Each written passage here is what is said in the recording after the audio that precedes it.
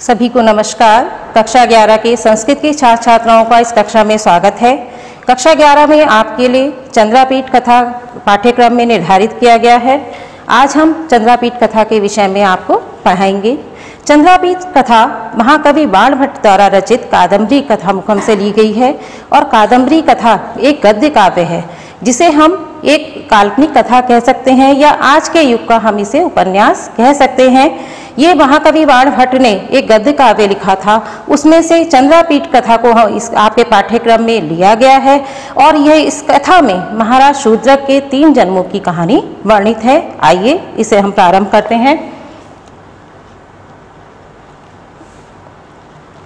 आसीत् पुरा शूद्रको नाम राजा तस्य विदिशा अभिधाना राजधान्या आसीत् स तस्याम् असकृत् आलोचित नीतिशास्त्रे निर्मल मनोभि अमात्य परिवृत्तः समान वयो विद्या अलंकारे राजपुत्रे सह रममाणः प्रथमे वयसि वर्तमानो अपि वनिता सुख परांगमुखा सुखम अति चिरम उवास। एकदा तम आस्थान मंडप गतम दक्षिणापथात् आगता काचित् चांडाल कन्यका पंजरस्थम शुकम आदाय समुपसत्ते देव विदित सकल शास्त्रार्था राजनीति कुशलः पुराण इतिहास कथासु निपुणा सकल भूतल रत्न भूतः वैशंपायनो नाम शुको अयम आत्मीयः क्रियताम इति उक्त्वा पंजरम पुरो निधाय अपससार। अपसतायां तस्यां सह विहंग राजा अभिमुखा भूत्वा स्पष्टतर वर्णया गिरा कृत जय शब्दः राजानम् उद्दिश्य अर्याम इमां पपाठ। स्तन युगम अश्रु स्नातम समीपतरवर्ती हृदय शुकाग्ने चरति विमुक्ताहारम व्रतमिव भवतो रिपु स्त्रीणाम। इसका भावार्थ देखिए। आसीत् पुरा शूद्रको नाम राजा। पुरा प्राचीन काल में शूद्रको नाम राजा आसीत्। प्राचीन काल में शूद्रक नाम का राजा था। तस्य विदिशा अभिधाना राजधान्य आसीत्। उसकी विदिशा नाम की राजधानी थी। सह तस्याम वह उस राजधानी में असकृत आलोचित नीति शास्त्रों का जिन्होंने गहनता से अध्ययन किया था, ऐसे निर्मल मनोभी निर्मल मन वाले अमात्य मंत्रियों से परिवृत्तः घिरा हुआ समान वयो विद्या अलंकारे समान आयु विद्या और आभूषणों से युक्त राजपुत्रों के साथ रममाणा प्रसन्नता के साथ रहते हुए प्रथमे वयसी वर्तमानो अपि प्रथम अवस्था में यानी कि युवावस्था में भी वर्तमान होते हुए भी वनिता सुख परांगमुखा स्त्री सुख से अपरिचित होते हुए सुखम अति चिरम उवास सुख पूर्वक कुछ वर्षों तक निवास करता रहा।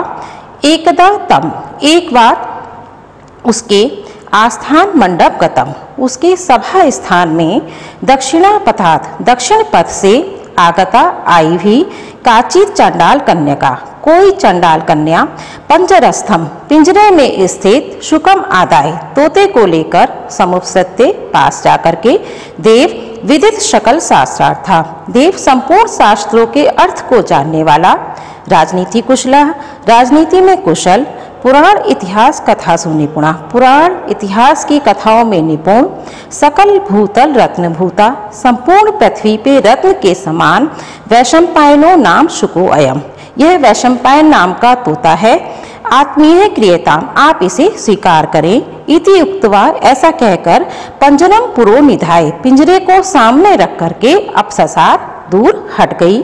अपसताया तस्याम उसके दूर हटने पर सह विहंग राजा वह पक्षीराज राजा अभिमुखा भूतवा राजा के सम्मुख होकर के स्पष्टतर वर्णया गिरा स्पष्ट वर्णों वाली वाणी में कृत जय शब्द का उच्चारण करके राजा नाम उद्देश्य राजा को लक्ष्य करके अर्याम इमाम पपाठ यह आर्या छंद पढ़ता है। स्तन युगम अश्रु स्नातम समीपतरवर्ती हृदय शुकाग्ने चरति विमुक्ताहारम व्रतमिव भवतो रिपु स्त्रीणाम आपके शत्रुओं की स्त्रियों का स्तन युगम वक्ष स्थल अश्रु स्नातम निरंतर आंसुओं से स्नान करता रहता है। समीपतरवर्ती हृदय शोकाग्नि, और हृदय के समीप निरंतर शोक की अग्नि ज्वलित रहती है। चरति विमुक्ता हारम, और उन्होंने मोतियों के हारों का त्याग कर दिया है, यानी कि उन्होंने श्रृंगार का भी त्याग कर दिया है। व्रतमेव चरति, जैसे वो व्रत का पालन कर रही हूँ। कहने का तात्पर्य ये है कि आपने अपने समस्त शत्रुओं का दमन कर दिया है, जिस कारण से सभी शत्रुओं की स्त्रियां जो है निरंतर आंसुओं से रोती रहती हैं। उनके हृदय में पति के वियोग की शोकाग्नि जलती रहती है, और उन्होंने आभूषणों का भी त्याग कर दिया है। उसी तरह से जैसे कोई एक योगी व्यक्ति है, 3 बार स्नान करता है, उसके हृदय में प्रभु से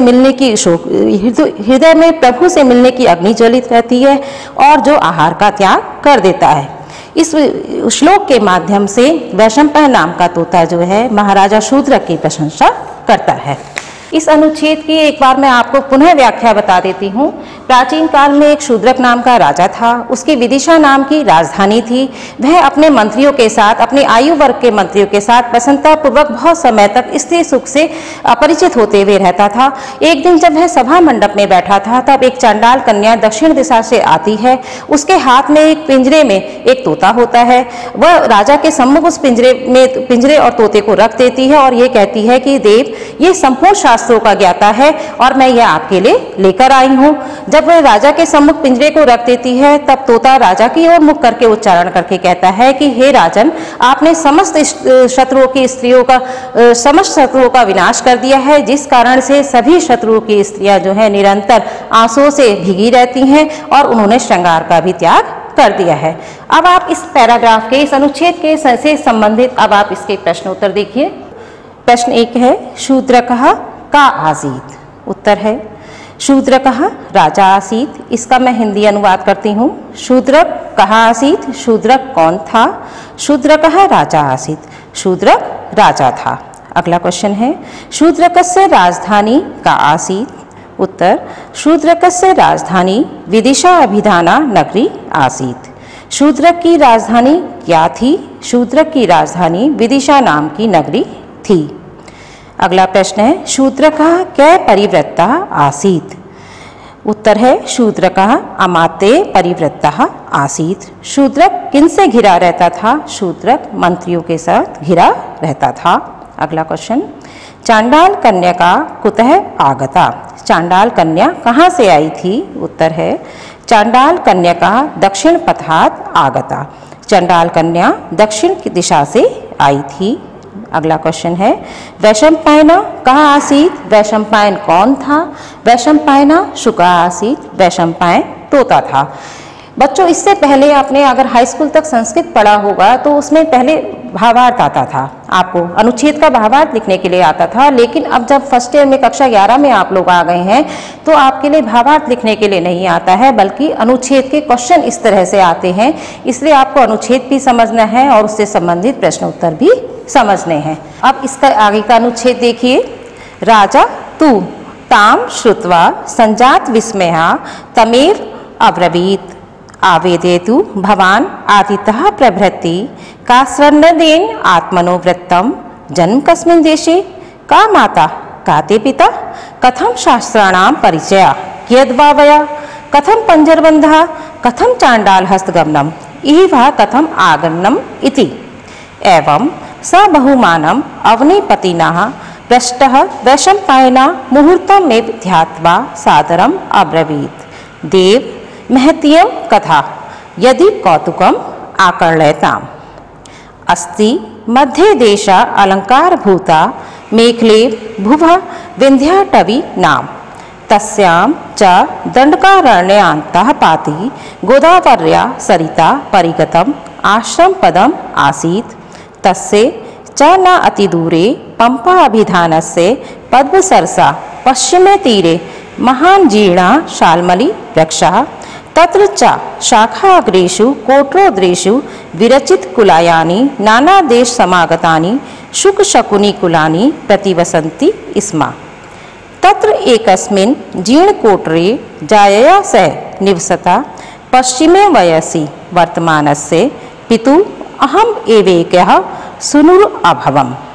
अति प्रबलया ममेव जायमानस्य प्रसववेदनया जननी में लोकांतरम गमत।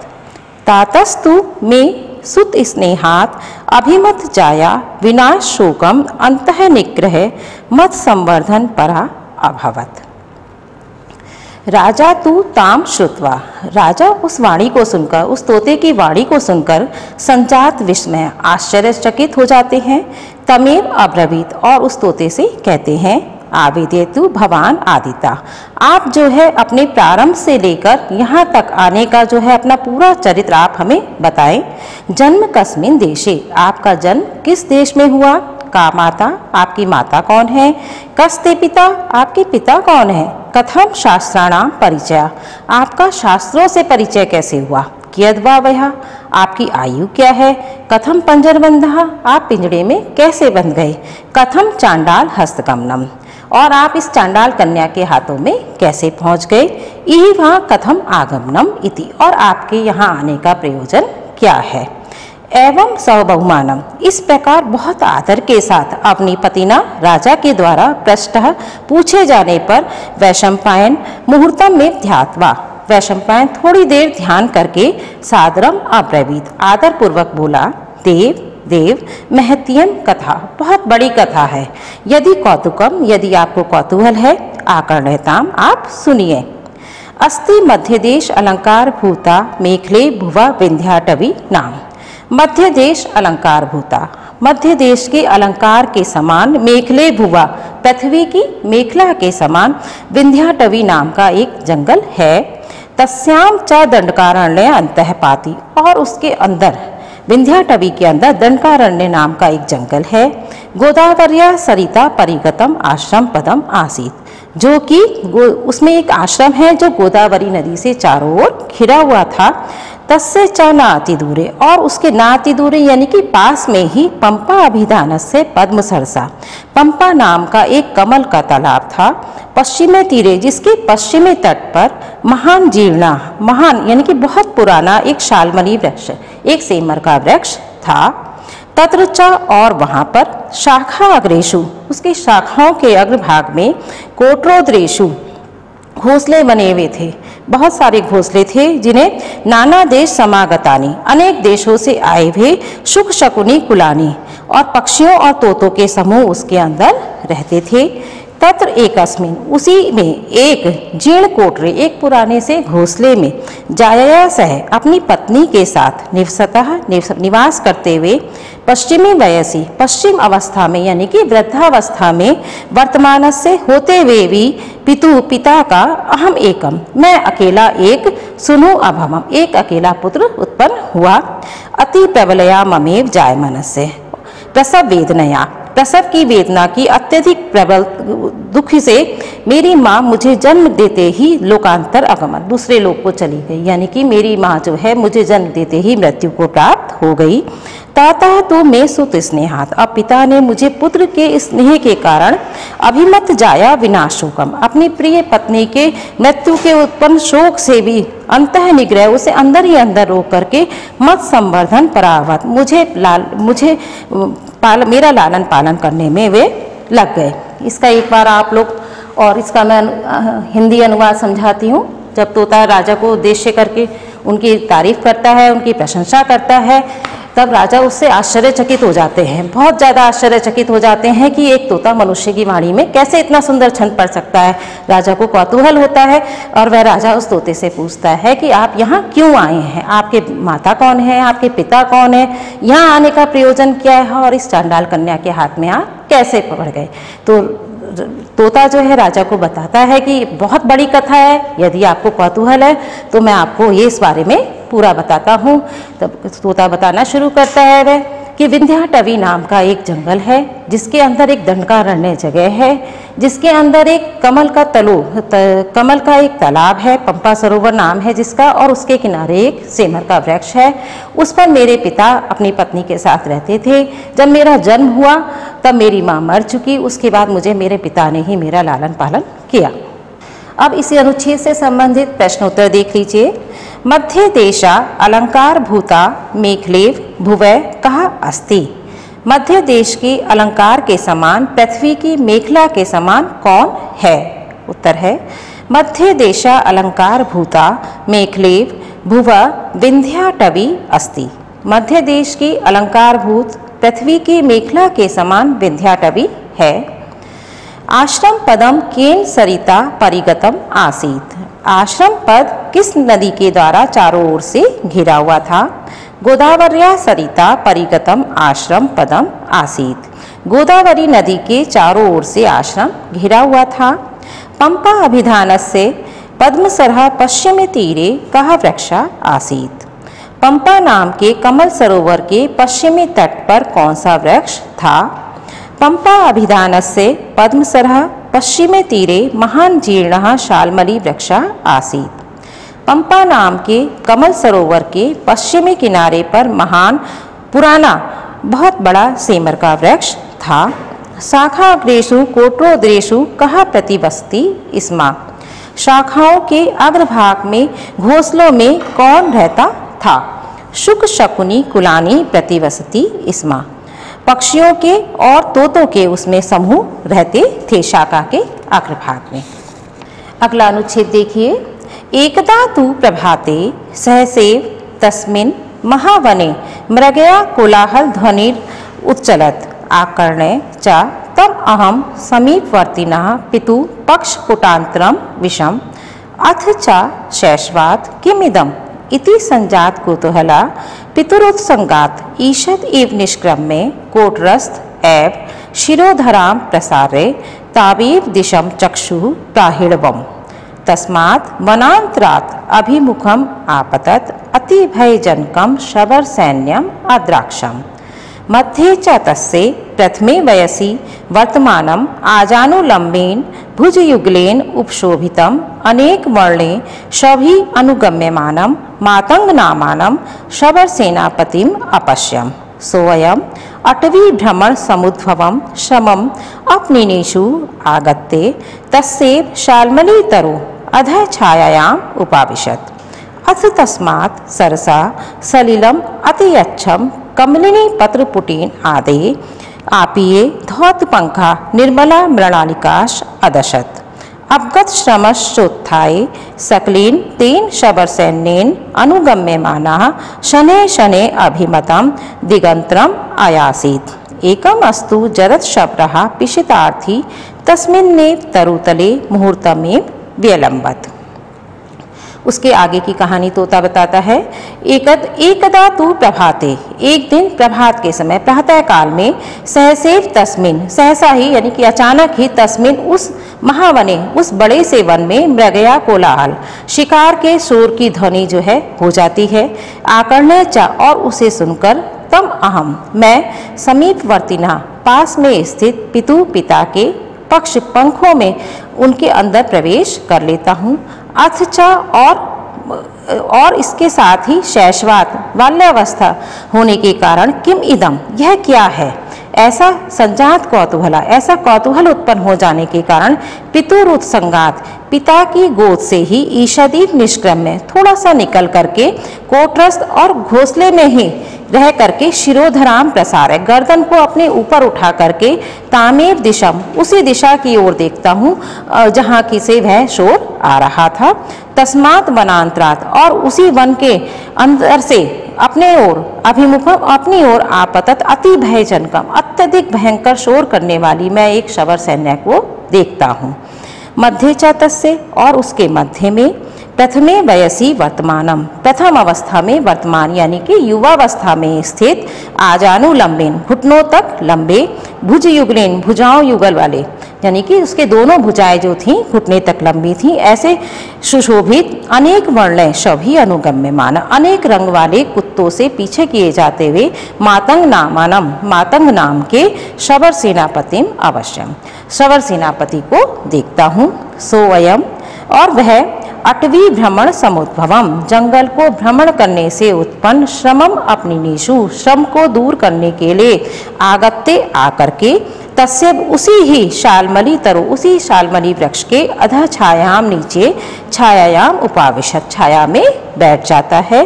अथ तस्मात्, और इसके बाद सरसा तालाब से सलिलम अति अच्छम अत्यधिक निर्मल जल को कमलिनी पत्र पुटेन कमलिनी के पत्र के दोने में आदाय लेकर के आप ये पी करके धौत पंखा और कीचड़ को साफ करके निर्मल यानी कि साफ की हुई मृणालिकाश कमल की डंडल को लेकर के अदशत खाता है। अपगत श्रमश्च उत्थाय और उसके श्रम के दूर हो जाने पर वह उत्थाय उठ करके सकलीन संपूर्ण उस शबर सैनेन उस शबर सेना के द्वारा अनुगम्यमान पीछे किए जाते हुए शनय शनय धीरे धीरे अभिमतम दिगंतरम आयासित अपनी जो उसकी इच्छित दशा थी उस ओर चला जाता है। एकम अस्तु जरद शबरा उन्हीं में से एक बूढ़ा भील जो है पिशितार्थी जो मांस खाने की इच्छा करता है तस्वीर में उसी ही वृक्ष के नीचे मुहूर्त भर यानी कि थोड़ी देर ठहर जाता है। एक बार और इसका हिंदी अनुवाद आप लोग देख लें।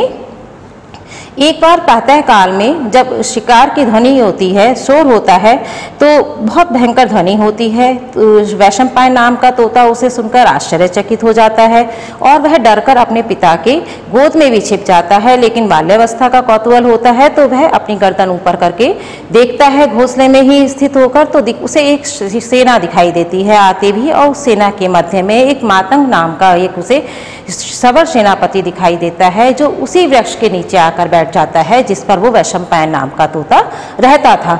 वहां पर वो बैठता है, कमल के पत्ते में वह पानी पीता है और उसके बाद परिश्रम के दूर हो जाने पर वह अपनी शबर सेना के साथ साथ चला जाता है। लेकिन उसी शबर सेना का एक जो बूढ़ा भील होता है जो मांस खाने की इच्छा करता है वह उसी पेड़ के नीचे बैठ जाता है।